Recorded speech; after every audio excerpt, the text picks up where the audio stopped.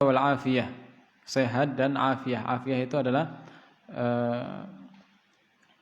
terbebasnya kita dari segala macam rasa takut, rasa sakit, ya, kesejahteraan, ya. Bahasa kita al-afiyah adalah kesejahteraan.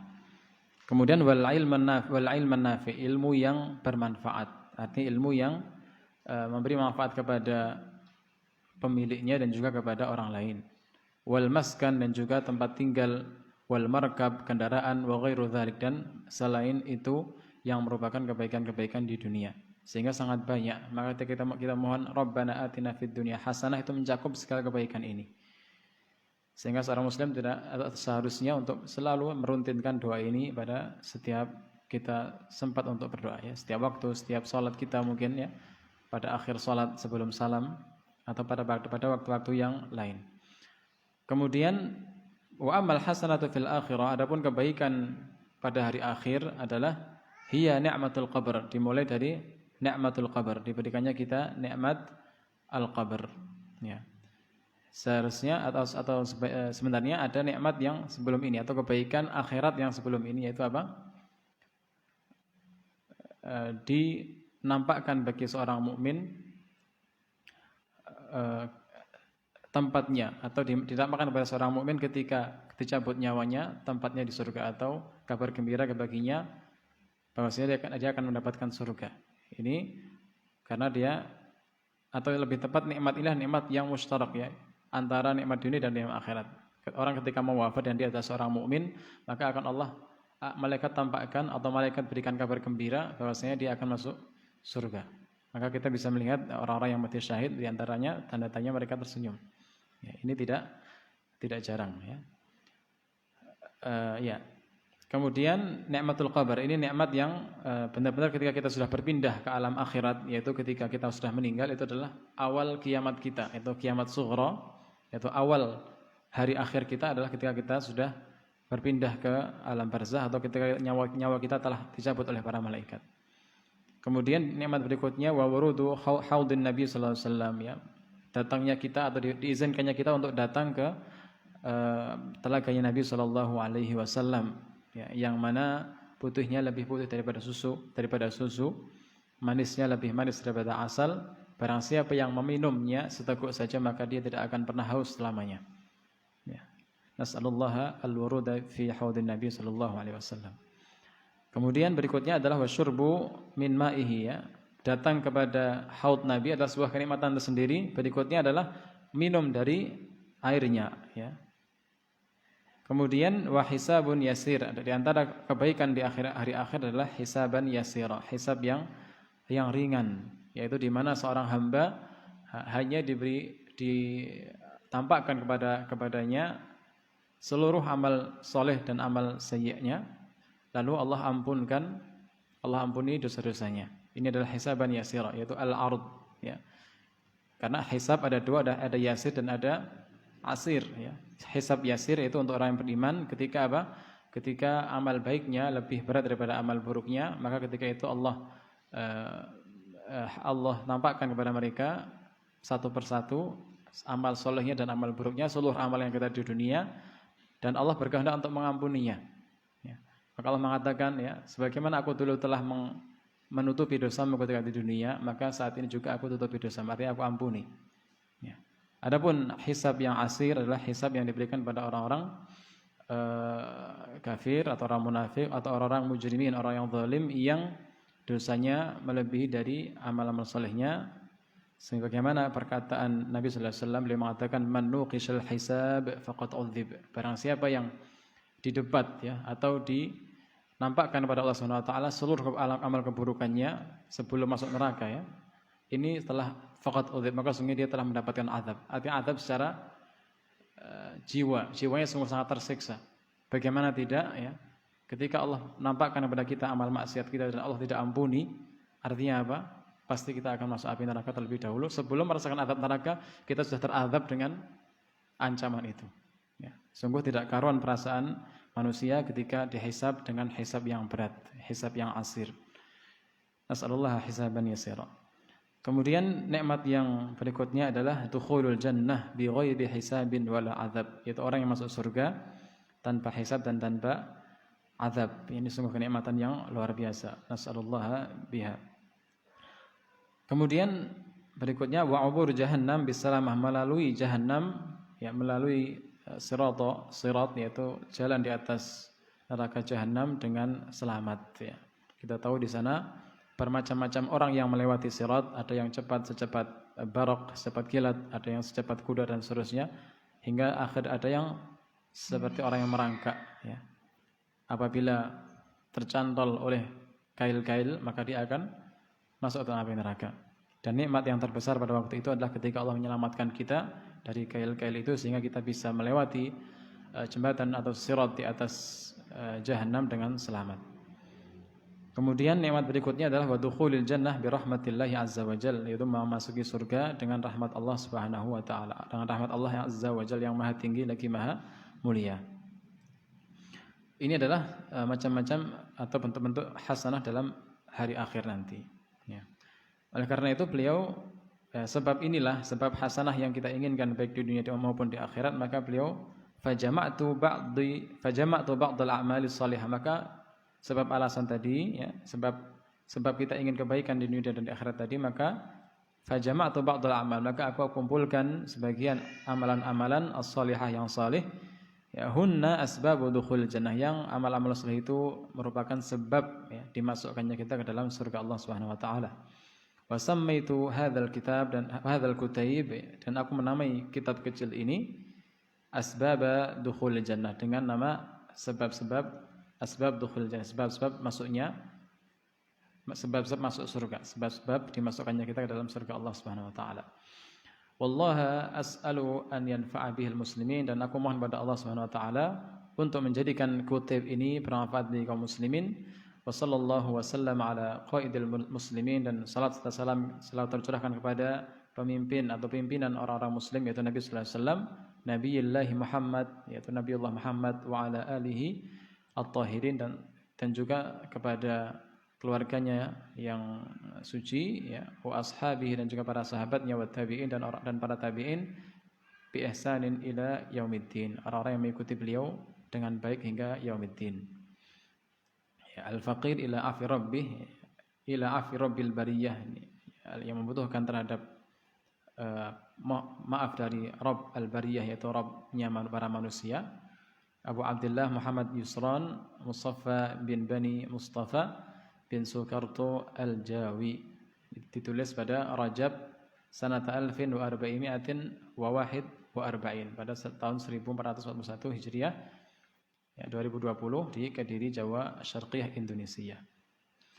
Ini adalah mukaddimah dari beliau, dan kita akan masuk ke dalam sulbi Alkitab ya, pada pembahasan inti dari kitab ini. Beliau memulai dengan perkataan beliau asbabu dukhulil jannah minha ya. Ya. Dalam sebuah judul biasa tertulis gitu, asbab dukhul jannah. Maksudnya dalam ilmu nahwu ya, di sana ada huruf hadza ya, atau sebagai mubtada yang dihapus ya. Hadza asbabu dukhuli al-jannah. Ini adalah sebab-sebab dimasukkannya kita kepada surga Allah Subhanahu wa taala. Minha, di antaranya yang pertama adalah poin pertama di sini talabu al-ilmi asy-syar'i liwajhillah, yaitu memohon atau mencari ilmu ya.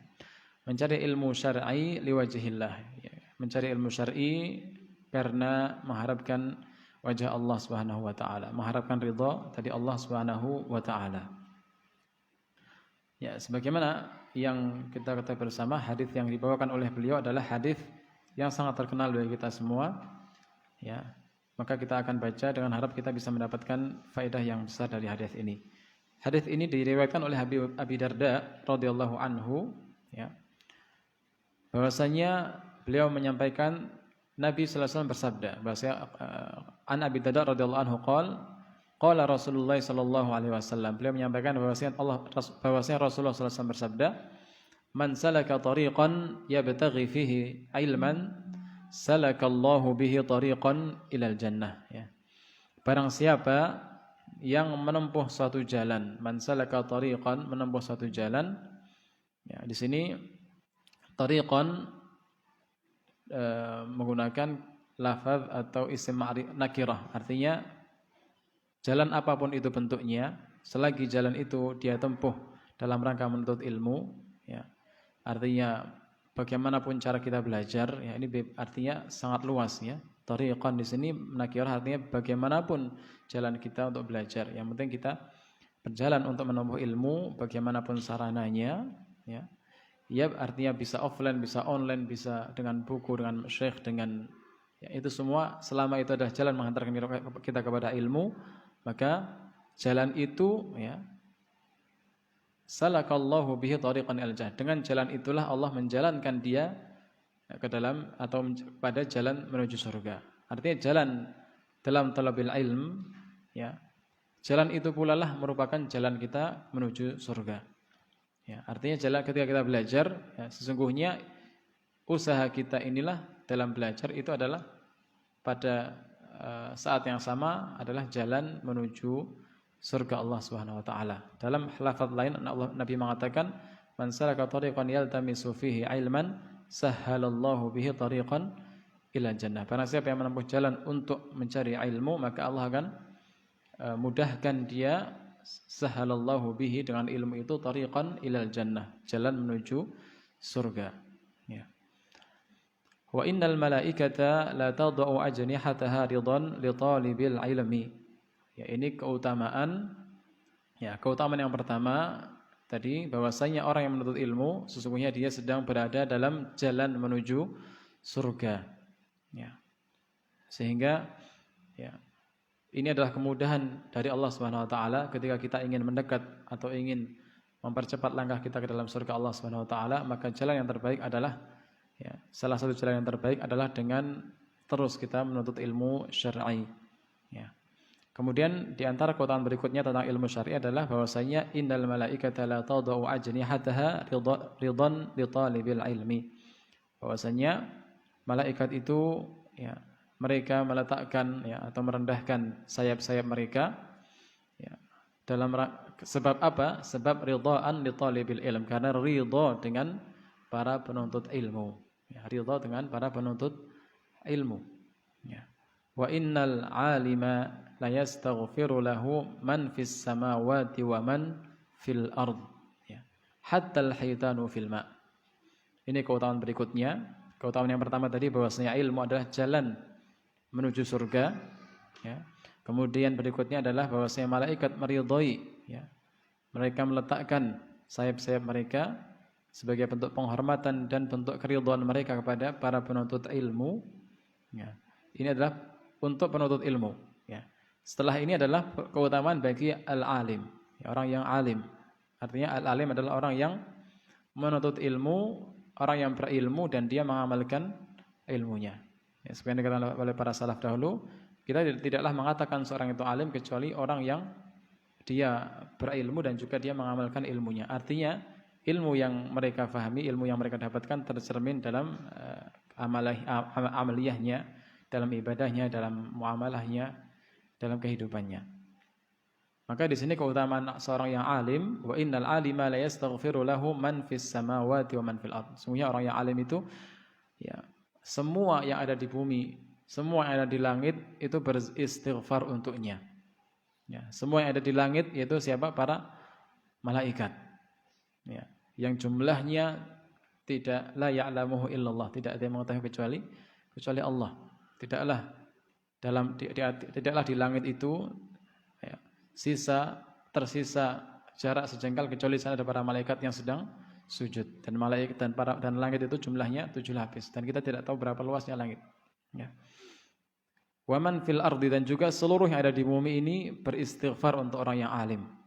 Sampai hewan yang paling kecil atau hewan yang jauh dari alim, hitan, yaitu hitan adalah ikan-ikan ya, yang ada di air, yang secara zahir ikan itu jauh dari alim. Mereka tidak belajar dari seorang yang alim. Ya. Tidak melihat orang yang alim. Tapi kenapa mereka beristighfar untuk orang yang alim? Karena apa?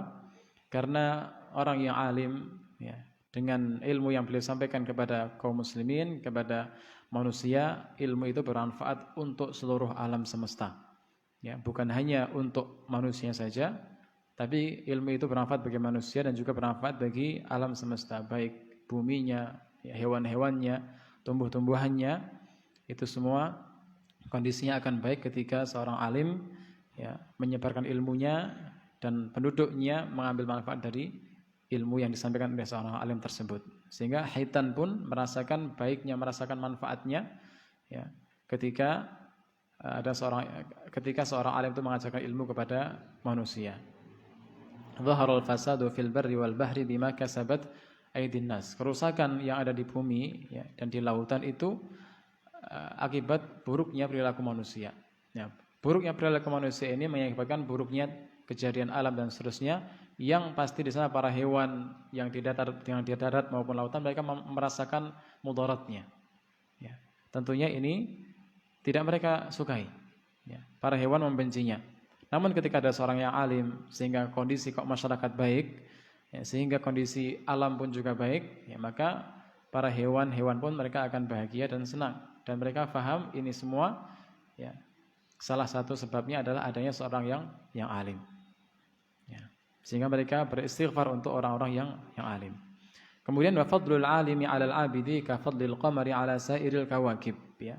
Keutamaan seorang yang alim dibandingkan dengan seorang abid ahli ibadah, ya, ka fadlil qamari 'ala sairil kawakib, seperti ya, kelebihannya ya, atau keutamaannya bulan ya, dibanding seluruh bintang. Ya. Jadi seorang yang alim lebih utama daripada ahli ibadah saja. Kenapa? Karena alim itu tidaklah dikatakan alim kecuali dia juga abid. Ya. Dia beribadah dan dia berilmu dan juga mengamalkan ilmunya. Ya. Ini lebih tinggi kedudukannya daripada seorang yang hanya ahli ibadah. Ya. Diumpamakan oleh Nabi Sallallahu Alaihi Wasallam seperti ya, keutamaan bulan ya, dibanding dengan seluruh bintang yang ada di langit. Ya. Kenapa demikian? Karena bulan itu ya, manfaatnya lebih besar daripada bintang-bintang. Ya, bulan itu memiliki cahaya yang menyinari bumi, dan cahayanya bulan ya, tidaklah menyilaukan sebagaimana matahari. Sehingga manfaatnya bulan itu diserupakan dengan seorang yang alim. Kenapa? Karena seorang yang alim itu cahayanya menyinari orang-orang yang di sekitarnya, menyinari kaum muslimin, menerangi tapi tanpa menyilaukan.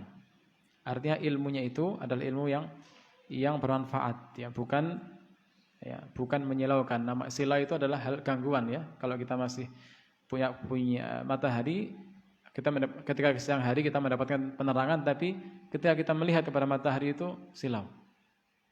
Berbeda dengan bulan, ketika kita melihat bulan, maka kita mendapatkan cahaya yang terang, dan kita juga ketika melihatnya bukan tidak menyilaukan, justru menenteramkan ya, membuat menerangi kehidupan kita. Itulah perumpamaan seorang yang alim. Lalu kenapa di antara faedah yang lain, kenapa diumpamakan bulan bukan dengan matahari, padahal matahari lebih terang cahayanya? Ya. Karena seorang yang alim ketika mereka memiliki ilmu itu bukanlah dari diri mereka sendiri. Ya. Sebagaimana bulan itu mendapatkan bisa bersinar dari mana? Pantulan cahaya dari matahari, memantulkan cahaya dari matahari. Begitulah seorang yang alim ya, tidaklah mereka memiliki ilmu kecuali ilmu itu ya, mereka dapatkan dari guru-gurunya. Ilmu itu mereka dapatkan dari Al-Qur'an dan Sunnah, dari Al-Qur'an dan dari hadis-hadis Nabi sallallahu alaihi wasallam. Ya, sehingga jangan harap kita menjadi seorang alim apabila kita hanya ingin belajar sendiri. Ya. Ini sangat jauh ya. Oleh karena itu para ulama mengatakan barang siapa yang menjadikan kitabnya sebagai gurunya, artinya tidak berguru kepada seorang yang alim ya, maka kesalahannya lebih banyak daripada benarnya. Artinya peluang untuk salah itu sangat banyak. Kemudian di sini al-qamar lebih utama daripada bintang ke bintang ya. Sebagaimana seorang alim lebih utama daripada seorang yang abid ya. Karena seorang abid itu hanya hiasan, sebagaimana bintang itu menjadi hiasan bagi langit, menjadi indah ketika ada bintang ke bintang. Sebagaimana di dunia juga ketika kita melihat ahli ibadah, kita sangat senang ya, bangga ya, melihatnya adem ya, senang ketika melihat orang ahli ibadah.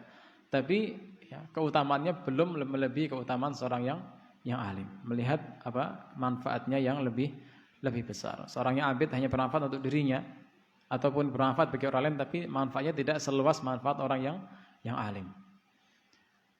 Kemudian di sini disebutkan keutamaan yang alim keutamaan orang alim berikutnya, innal ulama'a warathatul anbiya. Seorang ulama itu atau bahwasanya para ulama itu adalah pewarisnya para nabi. Ya. Kenapa demikian? Karena innal anbiya'a la yuwarrithu dinaran wala dirhama. Karena sesungguhnya nabi itu atau para nabi tidaklah mewariskan dinar dan dirham. Artinya tidak mewariskan warisan yang bersifat duniawi. Ya, tidak mewariskan harta, tidak mewariskan tanah, tidak mewariskan kekayaan. Ya, tapi yang mereka wariskan adalah innama warrathul ilma. Sesungguhnya atau warisan mereka itu hanyalah ilmu, yaitu ilmu din, ya, agama Islam. Yang mana agama Islam adalah agama yang dibangun di atas ilmu. Ya. Innama warathul ilma, sesungguhnya mereka itu mewariskan ilmu. Faman akhadha bihi faqad akhadha bihadzin wafir. Barang siapa yang mengambil bagian dari warisan tersebut, yaitu ilmu yang mereka wariskan, maka sesungguhnya dia telah mendapatkan bagian yang sangat banyak. Ya, wafir artinya bagian yang sangat banyak. Ya, hadis ini diriwayatkan oleh Imam Ahmad dan Abu Dawud, At-Tirmidzi, ya, wal lafdzu lahu, dan lafaz hadis ini adalah milik Imam At-Tirmidzi. Ya, lafaz secara utuh adalah milik Imam Tirmidzi walaupun diriwayatkan diriwayatkan oleh Abu Dawud dan Ibnu Majah, akan tapi dengan lafaz yang sedikit berbeda. Ya. Adapun lafaz seutuhnya ini adalah miliknya Imam At-Tirmidzi, dan hadis ini disahihkan oleh Imam Al-Albani dalam sahihnya, itu dalam Sahih At-Tirmidzi. Jadi beliau memiliki Sahih At-Tirmidzi, kitab Sunan At-Tirmidzi, beliau ringkas, ya, beliau ambil hadis yang sahih saja. Kemudian di sini beliau menyebutkan rawi yang memberikan keterangan tentang perawi hadis ini. Beliau adalah Hakimul Ummah, yaitu Abu Darda memiliki julukan Hakimu al-Ummah, ya. Seorang bijaksana, ya, orang yang paling bijaksananya dalam umat ini, ya. Kemudian Abu Darda, ya, ini adalah kunyah bagi beliau. Kemudian nama aslinya adalah Uwaimir bin Zaid, ya. Yaitu Uwaimir bin Zaid bin Qais Al-Ansari, ya, radhiyallahu anhu, sahabi. Beliau adalah seorang sahabat, ya. Beliau, ya, di sini disebutkan 44, ya, Qaf Ha Yathrib. Ya. Yang dimaksud di sini wallahu alam adalah beliau, ya, hijrahnya pada usia atau pada tahun ketika beliau berusia 44 tahun, sehingga 44 tahun sebelum hijrah. Artinya beliau dilahirkan 44 tahun sebelum Nabi hijrah ke Yathrib, ya. 44 tahun qablal hijrah. Jadi beliau dilahirkan pada 44 tahun sebelum hijrahnya Nabi ke Yathrib, dan beliau wafat pada tahun 32 Hijriah di Dimashq, yaitu Damaskus, ya. Kemudian beliau memberikan keterangan tentang muhaddits, yaitu tentang yang meriwayatkan atau mengeluarkan hadis ini, ya, dalam kitabnya. Di sini adalah yang pertama beliau sebutkan adalah Imam Tirmidzi. Ya, ini adalah nisbah kepada daerah beliau. Beliau lahir di daerah Tirmidz, ya. Nama beliau adalah Huwa Abu Isa, ya. Kunyah beliau adalah Abu Isa. Nama beliau adalah Muhammad bin Isa bin Saurah At-Tirmidzi rahimahullah. Ya, lahir pada tahun 309 di Tirmidz, ya. Kemudian wafat pada tahun 279 Hijriah juga di kota yang sama. Kemudian muhadits berikutnya adalah Ibnu Majah. Dia adalah Abu Abdullah Muhammad bin Yazid bin Majah Ar-Rabi'i Al-Qazwini rahimahullah, lahir pada tahun 209 di Qazwin dan meninggal pada tahun 273 di Qazwin juga, ya.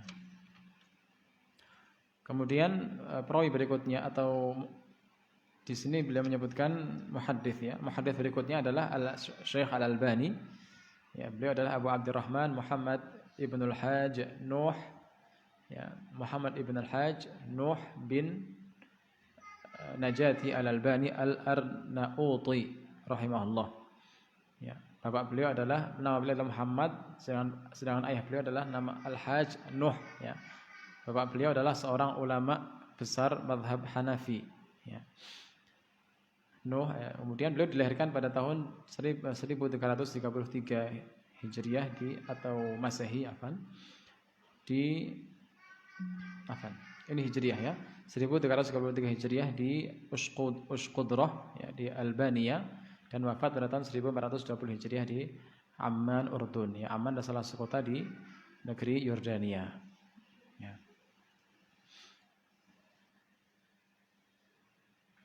Sudah semua ya. Ya, demikian muhadarah kali ini. Qadarullah ya, kita hanya bisa menyaksikan satu hadis, tapi dengan harapan, kita harapkan semoga apa yang kita dapatkan kali ini bisa bermanfaat untuk kita semuanya. Ya, semoga apa yang sedikit ini bisa memberikan kepada kita semua tambahan ilmu, dan menjadikan ilmu yang kita dapatkan ini bermanfaat ya untuk diri kita dan juga untuk orang lain. Aqulu qouli hadza wa astaghfirullah li wa lakum. Subhanakallahumma bihamdika asyhadu an la ilaha illa anta astaghfiruka wa atubu ilaik. Wassalamu alaikum warahmatullahi wabarakatuh.